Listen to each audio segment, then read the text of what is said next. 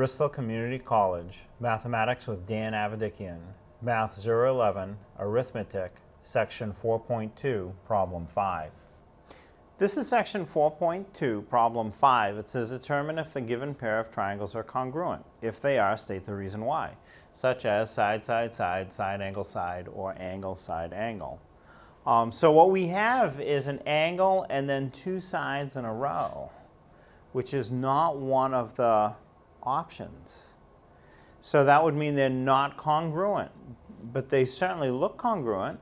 Why not? Well, let's say you start with a 25-degree angle, then you have a side that's 6 and 3. And these look the same, they probably are the same, but watch this. Let's have a 25-degree angle, just like that, a side of length 6, and then a side that's length 3. That could also be 25 degrees, length 6, length 3, and clearly that's not the same. So having an angle, a side, and another side don't guarantee congruence.